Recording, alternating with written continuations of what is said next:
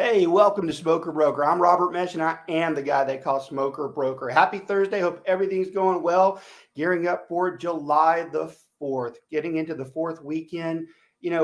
I would think that this fourth is probably more special for a lot of people or has more meaning for a lot of other people than it has in a long time. I think that this is probably the first time in many, many years that we've faced such issues when it comes to the question of liberty and freedom.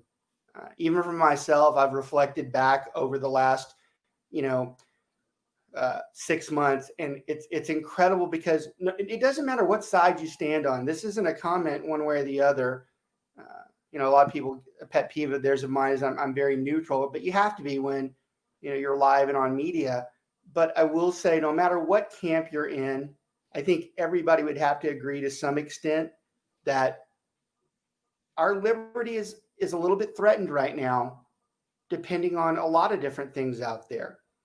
Depending on what side of the fence you are with COVID, you know, whether you have a mask on, what side do you stand with protesting? What side? I mean, there are so many things right now in this country where people legitimately are concerned that their freedom to do what they want to do is somewhat in jeopardy. And that's a tough line to hold. It's a tough line to hold when you go through, because the greatest part of this country is the freedom and the flexibility, the pursuit of happiness. I think everybody right now would have some concern. What is the pursuit of happiness at this point?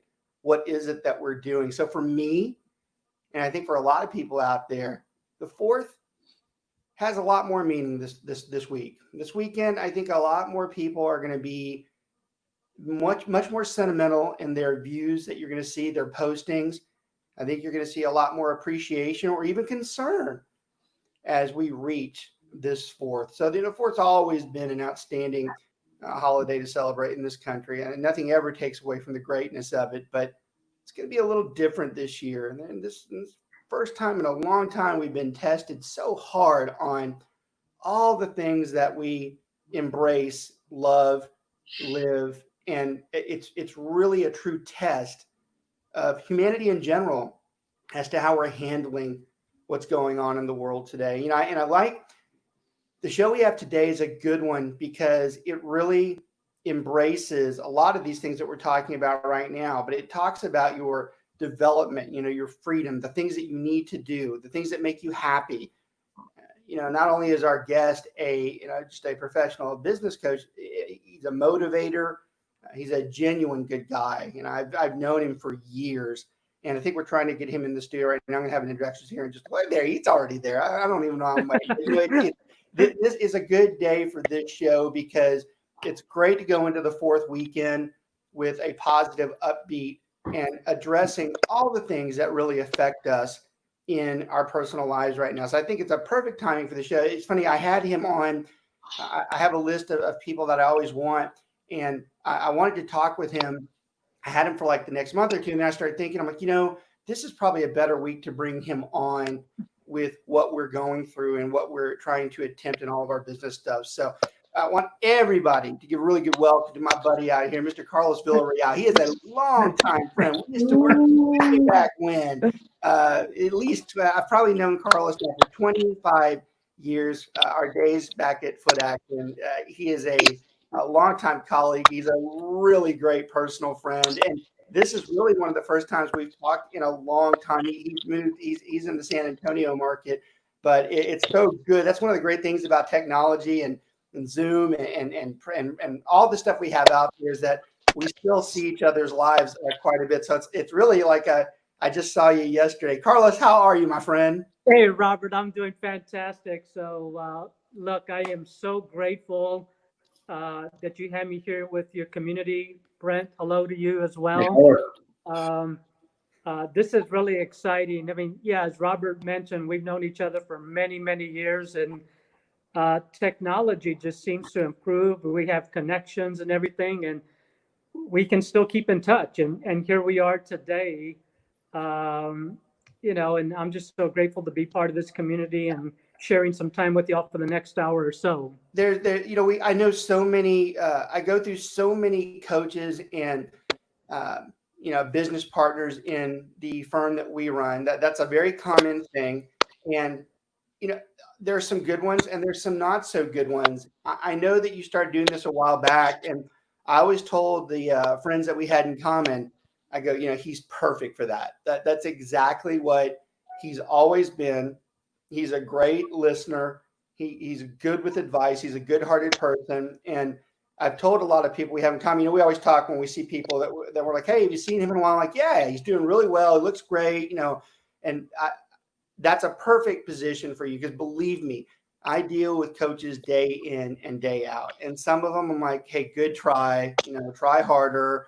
Some of them don't necessarily have what it takes. So for me personally, it's great to have you on, because I think the guys are really going to enjoy the next, 45 minutes or so. It's funny, we have topics that are set that we're going to discuss today, but I'm going to tell you, Carlos, and doing the show for a while now, we'll probably get to like section 1, and we'll have to do like 5 more shows to get through all this stuff. So I already know these topics are going to discuss a lot of things in there.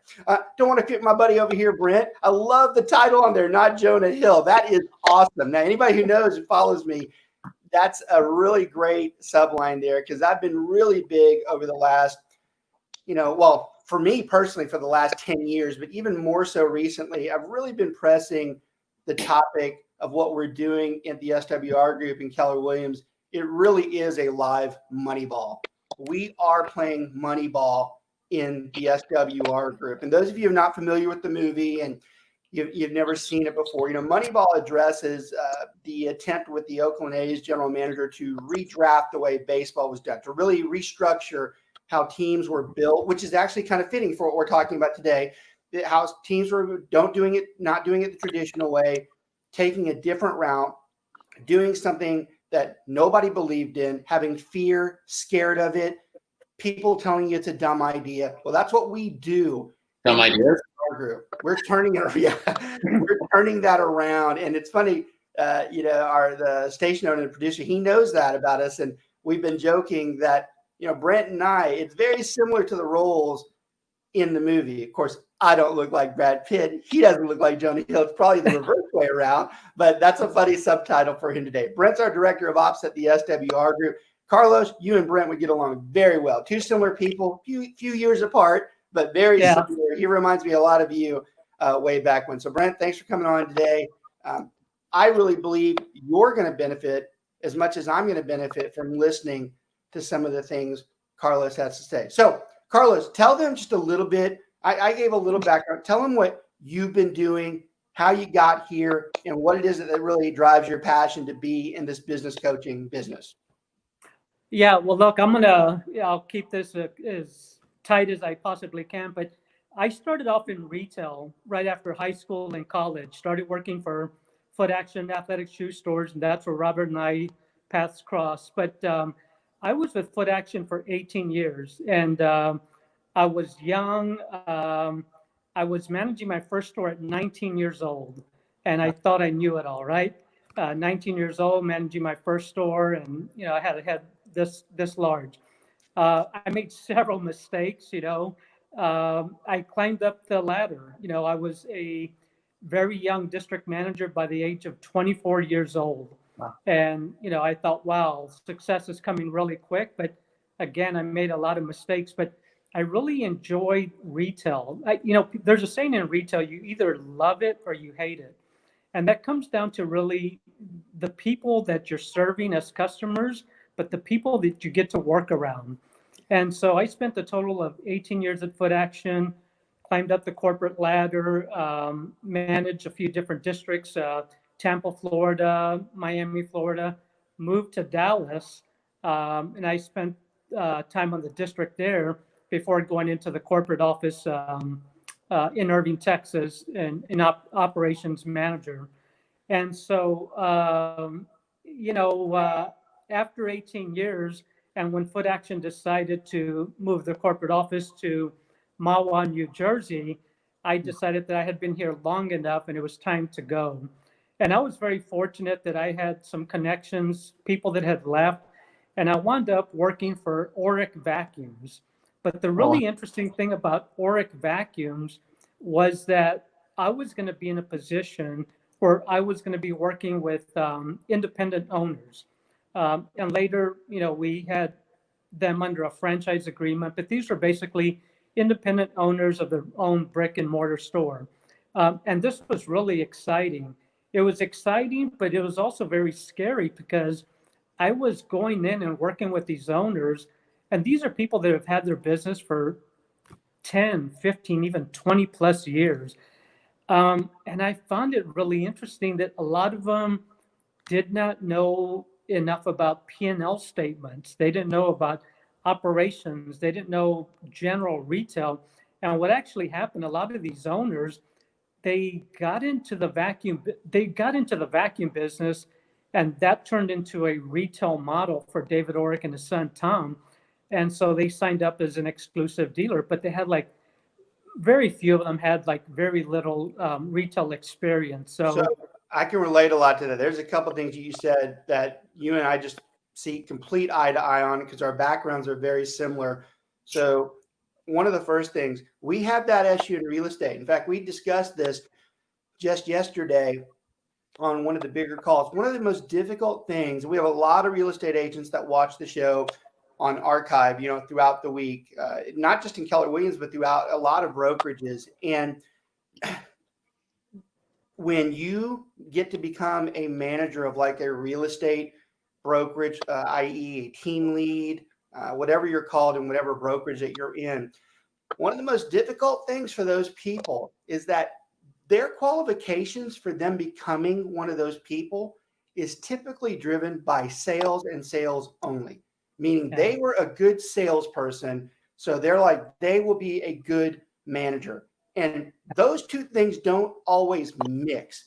A lot of people who are good salespeople were never very good managers, and they never will be very good managers. So I like the fact when you're talking about that, we experience this issue quite a bit. I love your early year background. I had a similar, you probably don't remember, but I actually ran Kroger grocery stores prior to working. I do remember that. Yeah. Yeah. And I was a young manager. I was at 17, 18 years old running stores and, working throughout the district. And I too made a lot of mistakes. But what I love about it, I tell everybody this all the time. This is something very common for me. I interview a lot of people throughout the week, at least 10 to 15 or so people a week. And I'll have people tell me that they have degrees from Harvard, Princeton, SMU. And I'm like, hey, that's great. I mean, that really, believe me, that's impressive. But I'm like, have you ever worked retail or restaurant? And I'm telling you right now, whatever chip you got on your shoulder, that'll be thrown right off and really start preparing. Of all the years I've had money spent on me to learn and be taught to run and, be a management leadership executive, I still say some of the best training I ever got was in those operation retails with the Footstar folks and with the people at Kroger. So I love how you start that opening in there. It's absolutely perfect for what it is that you're doing. All right. And I couldn't agree more. Robert. And it's like, at the time I was not thinking about that. All I thought about was I was excited because I was managing a store at 19, or I was running a district of 13 and up to like 35 stores at the age of 24, 25, 26. Right. But it happened so fast. But, as I grew and I started to mature, I thought like, what really qualified me to become a district manager at such a young age? I mean, what kind of training did I get? I mean, going back to the point, I can increase sales and I can run a small crew in a store in 4 walls, but like, okay, now I'm ready for the next level. Duplicating what you do in 4 walls to 35 stores is very challenging. Of course, I didn't know that back then, but it's different psyches, different individuals. Everybody has something that makes them tick that's different. One of the things that's great about this show today with coaching, that's got to be one of your most difficult aspects is reaching out to someone. We are not all the same. We all tick differently, and we have to find what it is that makes that person special, or what really triggers them to be able to reach out to them and fix whatever they need, or what help what help they need, because I think that that's one of the foundations of the business coaching, is taking someone at a level they don't know where they need to be at. Yeah, it's funny.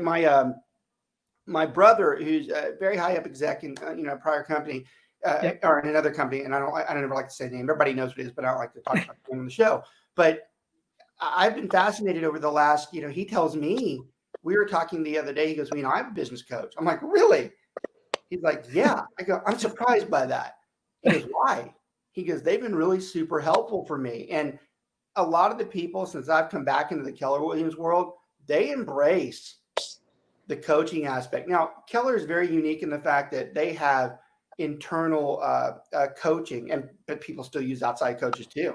But they have an internal coaching system. They're huge on it. I mean, they swear by the fact that you're talking about people who make a lot of money that still go through these things. So I'm fascinated with the coaching environment. I have several friends that do things that are similar to this, and I love the topic itself. So we were kind of talking last night about some of the things we want to talk about. I thought it was so ridiculously weird how the first topic you threw out there was pivot. So if you don't know much about the Keller world, that is a huge topic right now inside the Keller Williams environment, where we talk about pivoting.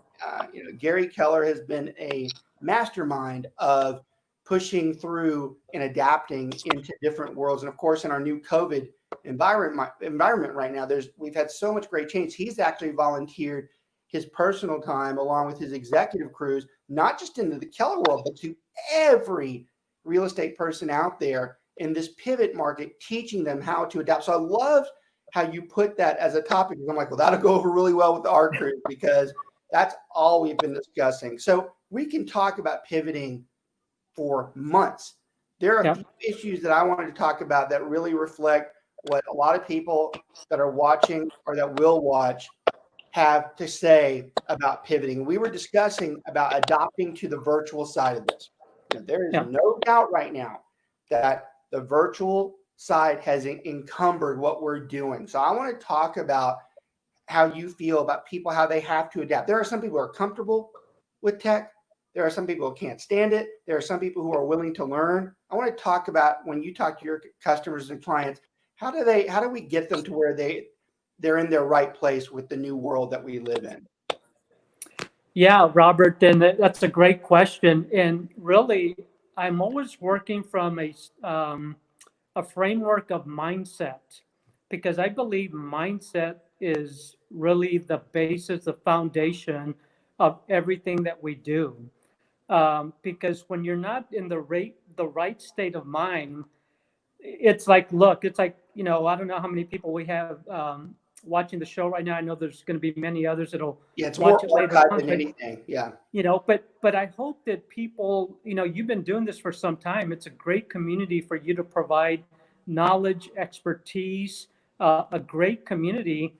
And I really hope that people, when they show up, they show up with an open mind. So the mindset it's got to be open. We've got to always show up with a high energy level. So that's one takeaway. We're big on the show with the takeaways. That's one right now for anybody that's watching, and it will watch on the archive. That's a big takeaway from today, having an open mindset as you get into this. There is nothing but open mind as we walk into this new world. Daily, we are having to adapt to the changes. So I love that. That's a great fundamental, having an open mind as we get into what we're doing. I love that. Yeah, and on top of that is kind of, energy level. Energy meaning, how are we showing up, right? It's like, again, going back to the mindset, if people show up, whether it's this community or they're reading a book or they're trying to learn something, but they're not in the right frame of mind, it's not going to do them any good, unfortunately, because you have to be open, you have to be in the right, frame of mind. You can lead a horse to water. Can't lead a horse to water. Right. Exactly. It's like, people need to understand that they're investing in themselves, right? Whether it's watching a community like this, reading a book, doing some kind of research, but we're all investing in ourselves. So that's another takeaway. In a lot of people in the show, I've gotten to where I really try hard to pull the takeaways out because there's so many things that we push out there. That's another one. Okay. That's another takeaway, that we are investing in ourselves. A lot of people, no matter what business you're in, whether it's real estate or whatever, there's a price that has to be paid before you can succeed. Okay. You have to That's right. invest in it. You have to invest in the tools, whether it's coaching, whether it's marketing. You have to invest in these things to do well. I saw a Zig Ziglar post before I came out here. I know you see these all the time, and I'm like, Oh, yeah. a lot of times I flip through them. I'm like, yeah, whatever. But this one, it hit me because it's a belief that I have. It talked about nothing good comes easy. Nothing is going to be great in the interim. And we have so many real estate agents and any of the agents that watch, especially so many of the new ones that watch. It's amazing to me. And my broker peers will be annoyed when I say this, but we bring them in sometimes. We tell them how great they are, how great they're going to be, how awesome they're going to kill it. It cringes me when someone says, oh, they're going to kill it their first year. I'm like, no, they're not. I go, what would make us believe that they're going to kill it this year? Right. I mean, does that mean anybody can just go out there and start doing this? This takes a progression of time. Yeah. It doesn't start. So I love how you're saying that because they're like investing. How can you expect to be good immediately if you haven't even invested anything yet? That doesn't even make any sense. You have to be invested. Love that takeaway. Yeah. Yeah. Look, 80% of success is mindset. The other 20%, that's the mechanics, the tools, right?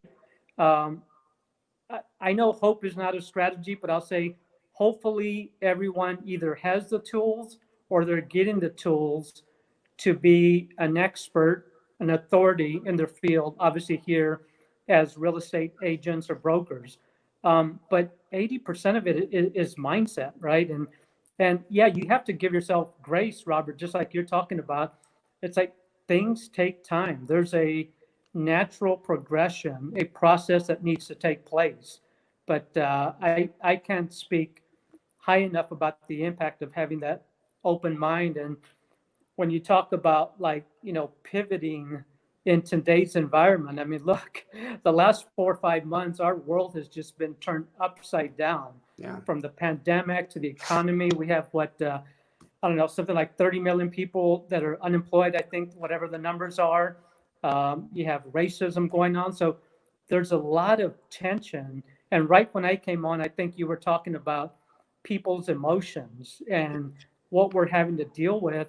And look, I myself, and I'm sure all of us here, everyone out in the world, we've gone through a lot of these emotions the last several months, whether it's frustration, anger, sadness, but it's kind of like the regular seasons throughout the year. There's seasons in the business as well. We're in winter, and now is the time to create.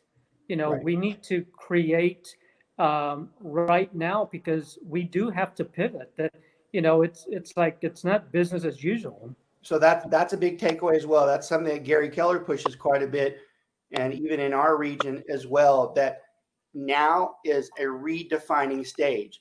Now is I need to adapt and improvise and switch into what this market is now.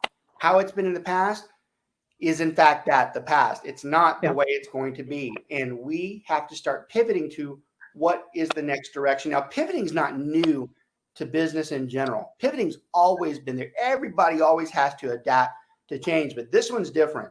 This pivot is different. This is not just a lifestyle change. It's a worldwide change. We're all connected.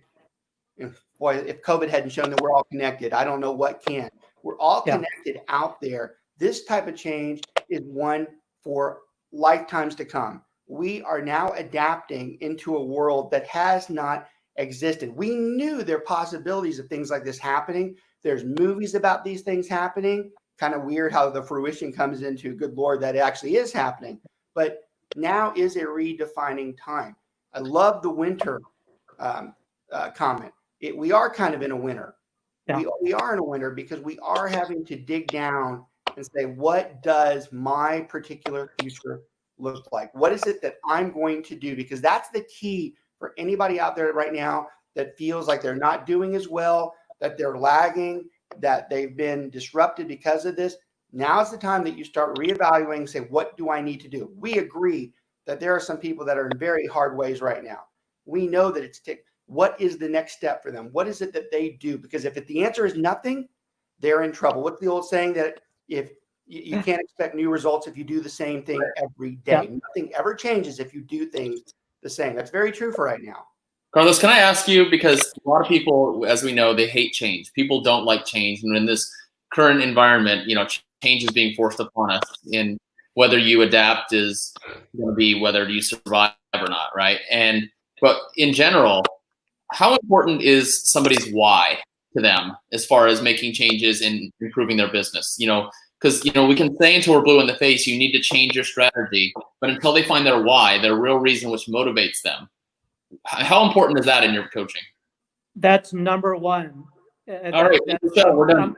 I'm glad that you brought that up, because at the end of the day, that's what should motivate someone. It's your why. Mm-hmm. Everyone's why is different, and I take a lot of my clients through this process where they're really, they're going down so many levels deep to find out their why. And it's different for everyone, but I would say most people, they, their why is because they want to live the life that on their terms. They want to be able to live, they want to do what they want to do and have some kind of finance without any kind of financial restraints. Right. Now, a lot of people don't need to be wealthy, and they can still have a fantastic life. So it's all relative, right? That's right. Money is relative, right? Money is not what drives happiness for everyone. That's another good point to take away too. There's a lot of people that get confused with the concept that money runs your life. Yeah, money is great to have. It makes things a little more comfortable, but it does not buy happiness. There are different things that drive us towards that happiness. Yeah, well, I'm sorry. Go ahead, Brent. Well, I learned something that was kind of important about that when I did a BOLD class, which is a 7-8 week coaching course, and they asked people to describe what their ideal situation is. And just when you go around the room, I mean, of course, mine was just something obnoxious, like I want to have 50 million invested, blah, blah, blah, right? But then you get someone that says, all I want to do is be able to pay for my grandkids' college, and I would be completely happy. And so some people may not be motivated by money, right? Or some people may be motivated by what they can do with it, or some people want to travel. So maybe vision boarding or whatever, but setting up that why will motivate them and push them to take those extra steps. Yeah, I like Alan's comment on the side here. He says health is wealth. That's a good comment too. Health is wealth. It's true. How you feel and how you live your life is where the true wealth is, at least as far as I go. I believe that. Yeah, it's the thing about happiness. It's kind of like, so what is happiness? And I would say progress is happiness, right? But when we talk about the things that give us this emotion of happiness, right? It's how long does it last, right? It's like, look, if we have our dream car and we go out and buy it, whether it's a $20,000 car or a $100,000 car, once you buy that car, how long does the happiness last? Is it 1 week? Is it 3 months? Is it 6 months? The first payment comes in. Yeah. Well, yeah. But my point is, happiness is going to go away, whether you buy whatever it is. It doesn't have to be a dream car. It could be a handbag for a female. It could be your dream home. But the happiness goes away. So you have to ask yourself, like, what creates happiness? And progress creates happiness. When we feel like you're either growing or you're dying. And when you're growing, progress is truly happiness. But I couldn't agree with you more, Brent, about the why. That is so critical, because ultimately, when people are not motivated to do what they need to be doing daily, weekly, monthly, whatever, they got to look at their why, and that should be able to motivate them, because whether they need to support their family, put their kids or their grandkids through college, that's what's going to drive them. It's funny. So since I've come back into the Keller world, that's one of their biggest conversations when they talk to people is what is your why? So when I came back in, I heard this so much. I'm like, I'm tired of people asking me what the hell my why is. I go, I don't know what the hell the why is. I just do it, but it's funny. My biggest problem with the why is there's so many. It's bringing it down into which one is the true why. That's the hardest thing for me. What is the why? How do I identify? I know there's whys, but which one do I take? I struggle with that. Yeah, it's like this practice that I walk clients through, and it's like it's kind of like why do you want to be a real estate agent? Okay, well, I want to make more money. Okay, why do you want to make more money? Well, I want to be able to have a nice home. Why do you want to have a nice home? Well, I want to be able to support my family, have security, right? Why is that? So it's a practice. You're peeling the onion back and really getting down to like ultimately like why do you want this? It's like if and there's nothing wrong. Look, if someone's why is like I want to be able to work for myself or not work and have enough money and spend time with my family, that's okay. If that's what's going to drive you, if that's your why, that's perfectly fine. Yeah, it's funny. I think that's a good takeaway too. That's exactly how I feel when I start doing the why. It's one peel back after the next. Okay. Yeah. Okay. I think that's a good takeaway for a lot of people that are listening, that it's okay when somebody asks you, what is your why? That the answer is general, but how many times do you keep peeling back before you finally get to, that's it. That's why we are doing this. Let me see. Jessica said, I struggle with finding the one why too by going through bringing my MIL into my home after my FIL taught me that it's my servant heart that is true, why that derives why I do everything in my life, guiding someone to buy a home, being a mom. So it is. That's exactly what we're talking about. It's one layer after the next. How many times do we have to keep peeling till we're like, I got it. This is it. It's not the easiest thing. Yeah. And I think the other thing that struck me too when Brett brought up the how important the why question is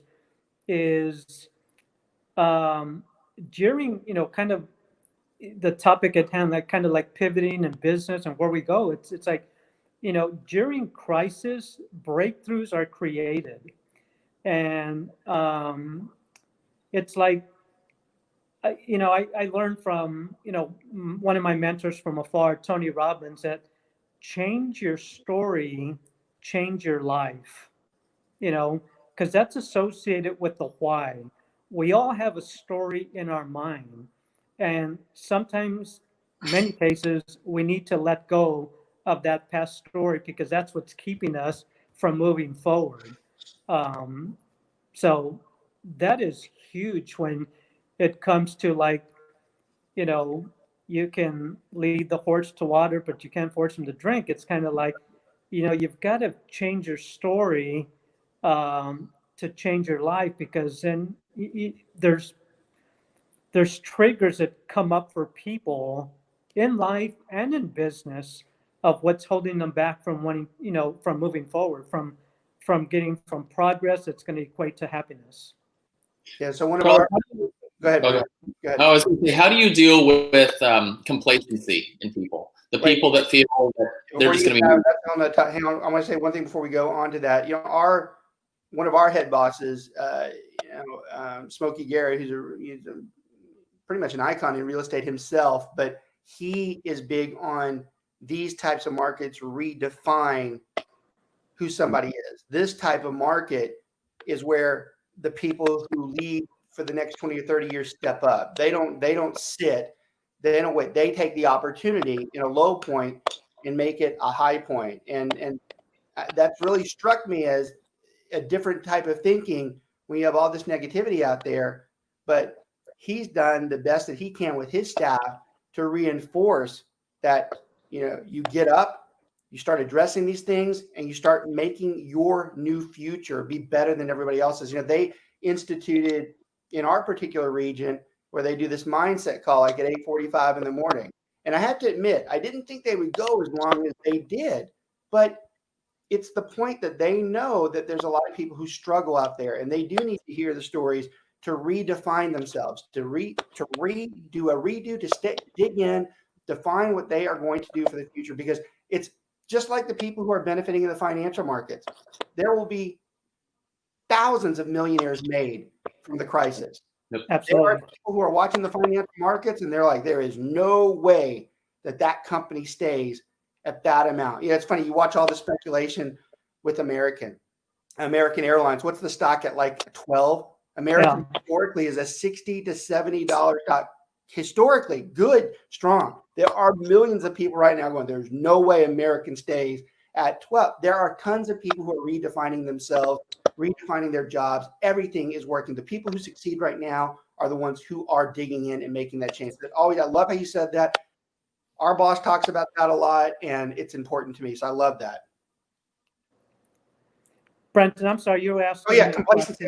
Brent, my bad. Yeah, I was going to say, how do you battle complacency with, I'm not going to say it's negativity, but it's a lack of belief that they can really do much. They think that they're just born to be mediocre. And how, as a coach, do you overcome that? I mean, the why is probably a big thing, but how do you show them that, no, you can be great if you put the work in and you work. Carlos, I think that goes in with confidence as well. And that's something I'm really big on.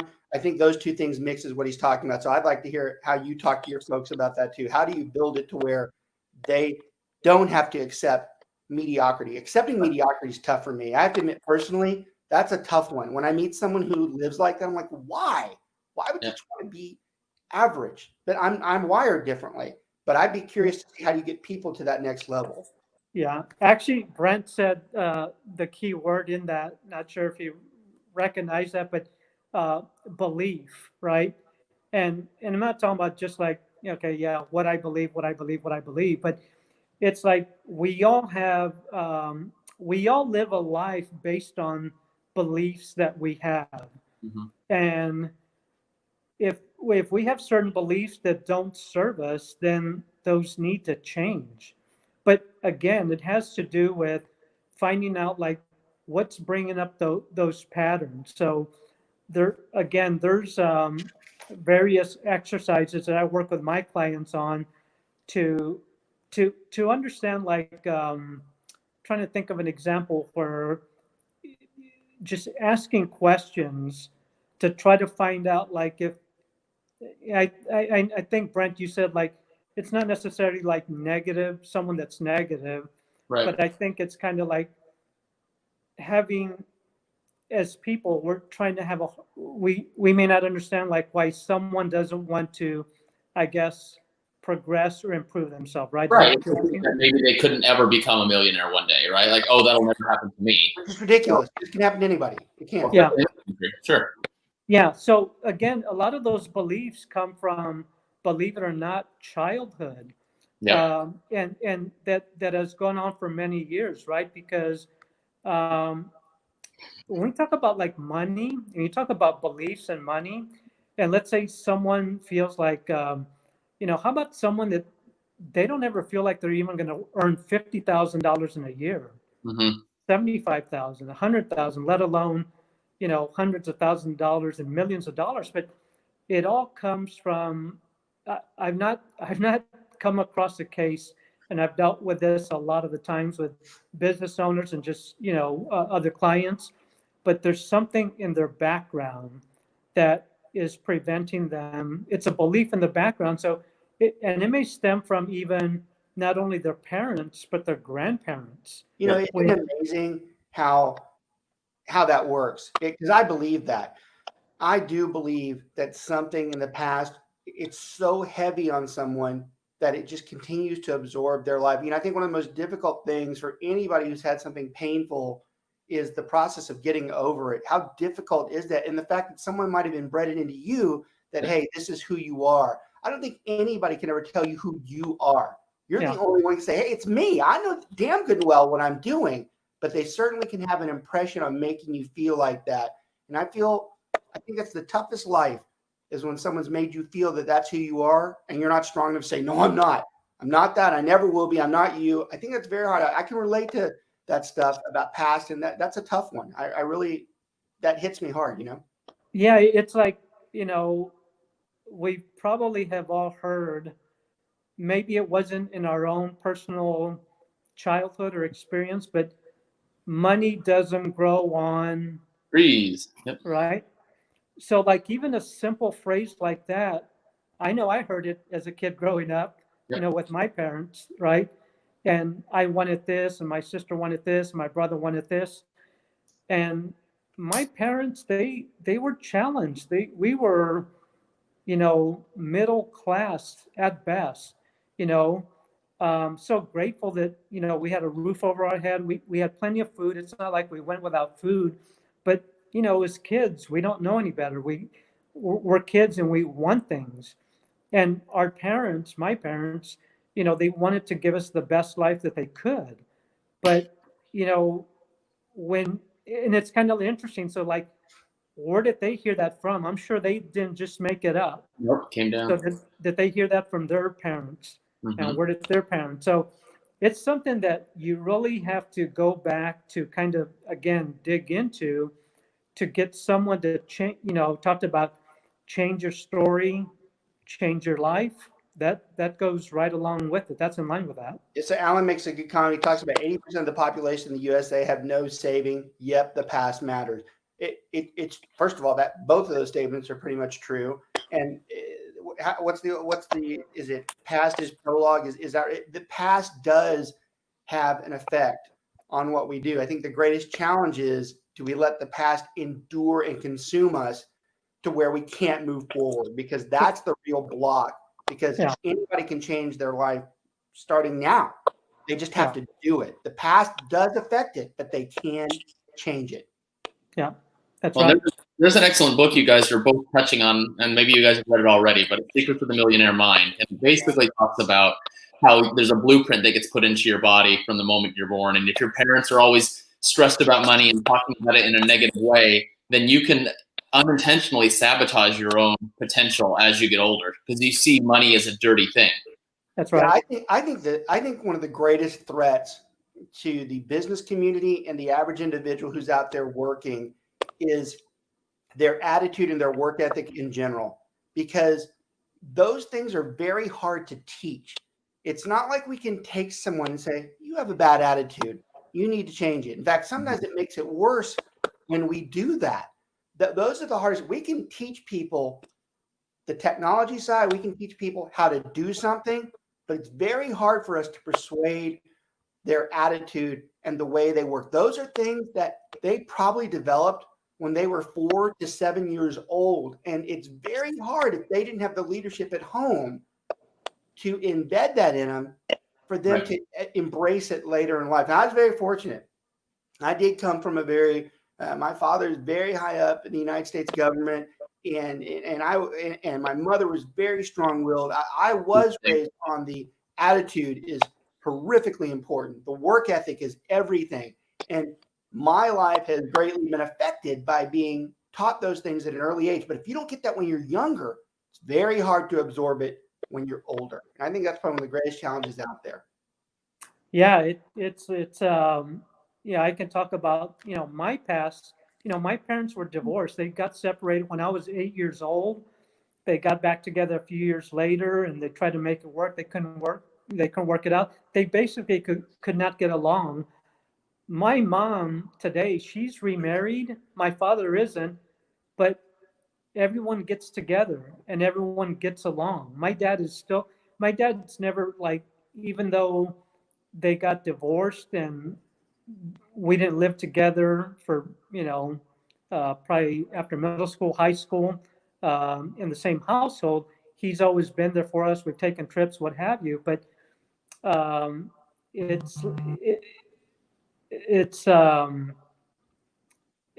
everyone's past definitely can influence their future, but it's also about taking the time. I think great leaders, when they have employees, and if we try to scratch our head and ask ourselves, like, why is that person not, like, motivated? Why are they complacent? What's going on?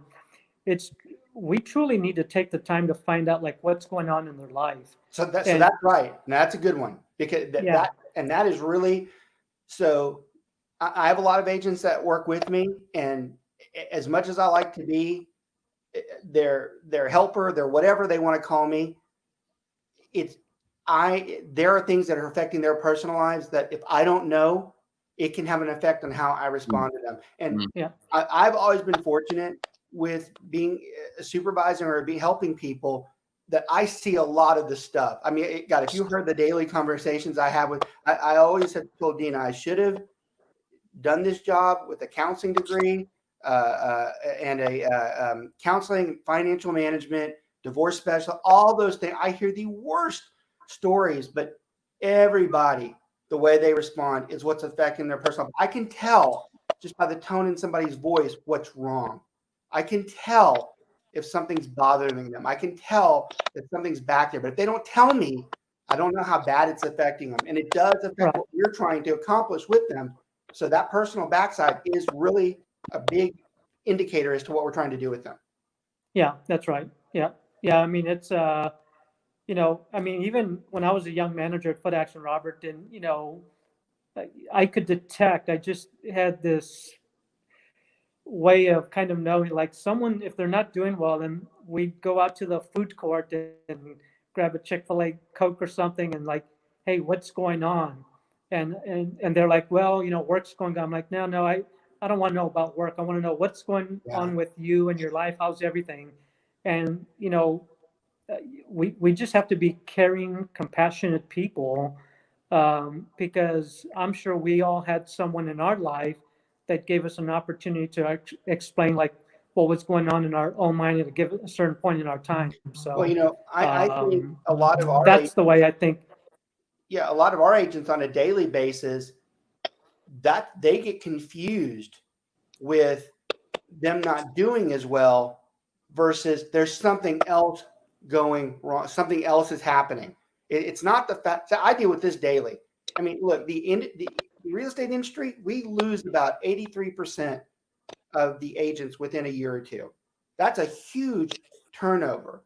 But a lot of them will sit there and talk about, I'm struggling, but they're not struggling with real estate. Real estate is quite simple. Any person off the street, we can take and show them how to do real estate. It always amazes me when someone said, I can't do it. I go, that's not good. I go, I can take an 8-year-old and show them how to do real estate. It's not that. Yeah. It's something in the personal side that's affecting them, that's keeping them to their fullest potential. And that's the part that has to be diagnosed. And that is why I'm a fan. This business coaching stuff, it very much borderlines on the counseling side of listening to someone, another outlet for them to listen. And the more you talk to someone, the more you learn about yourself, the more you learn, you give someone else the option from a neutral standpoint to say, I'm not so sure that's what you mean by the way you said that. There are a lot of people in this country that struggle with what they believe is right and wrong. And sometimes they have to talk it through. And I won't be hypocritical. I don't think even into my late 40s, I finally accepted the fact that sometimes I need to talk to somebody and tell them what I think is wrong, because they have an actual very good opinion as to what's wrong, and they can fix it. It took me a long time to get to that point. Long time. Better late than never, though. Oh, absolutely. Yeah. All right. I want to talk about a couple of things. We've got about 5 more minutes. First of all, I don't want to. I want to make sure we get our sponsors in. And I also want to make sure, Brent, do you have Carlos's email? Were you on that email? Can you put that in the comments, and then maybe Mark can put it down there for him? I want Carlos, which number do you want if anybody ever wanted to call you or email? Just say it, and then we'll have it put down on the ticker there. Okay, sure. Yeah. Phone number 210-823-3026. I do one more time. 210-823-3026. And what's the email they can reach you at? Carlos at Villarreal. I'll spell Villarreal, VILLARREAL coaching.com. That's easy. Brent has that email. Yeah. So Brent can put that in there too. All right. I want to make sure they got that, because valuable information. Hopefully a lot of you have seen, Carlos's mentality. He's a very easy person to talk to. And I think that's important when you're I love the show today for two reasons. One, we really hit the scope on what makes somebody tick. These shows, we write down what we want to talk about. And like I said at the beginning, I go, we're not even going to get to the second one, which we won't, because I know how the show works, but it develops in itself. And I like the fact that we kind of laid the groundwork for it. We know what's out there, but we also laid the groundwork for you do need help sometimes. It doesn't have to be a negative perspective. Sometimes you just have to hear someone and hear their embrace of what the fundamentals are of success to put you on the right track. And I love the mentality that you used with that today. It really showed. I mean, I've already known that, but it shows in the general conversation. I certainly don't want to forget our sponsor that sponsors the show, BPG Inspections. We have choices to have hundreds of inspectors out there. DFW, we practice all across the I-35 corridor here, Austin, San Antonio, and I deal with a lot of inspectors, but I'm telling you, Martin Cooley at BPG Inspections is absolutely one of my preferred. We always give people referral choices because we don't want to be the one that says you should use this particular inspector, but I'd be lying if I didn't tell you he was a preferred one for us. He's done hundreds of inspections for our group over the years.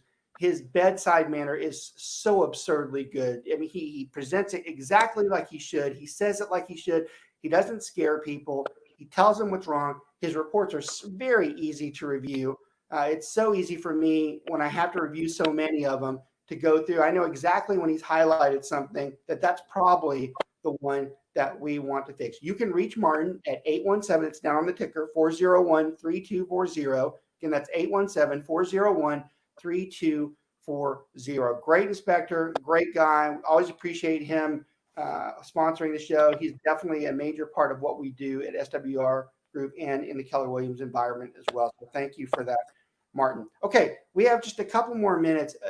We're going to bring you back in a couple months or so, because one of the things I wanted to talk about today, I don't even know if 5 shows can do it, is confrontation and rejection. Yeah. I would love to hear your perspective. So we are going to do, there we got Carlos's information on the bottom. We are going to do that show in a couple months or so, because I think that that's a good one. I think, and I actually think it links really good with what we were talking about today, as far as your success and your limitations to success. I would have loved to have discussed the part about rejection, because so many real estate agents deal with this in their first few years, and well, even in their latter years. Yeah. But the first few years that shapes them on how they respond. Yep. How strong are they in being able to take a kick in the teeth? So we're going to lay the groundwork down. I'm telling you right now, too, I don't even have to go through the bullet points. I know that show would be killer, because that is the number one issue, as far as I'm concerned, that keeps somebody from performing, is their rejection and their ability to deal with rejection. It's not easy. It's not easy to deal with rejection. But I'm telling you, the strong ones, the successful ones, they know how to get past it. They know how to take it.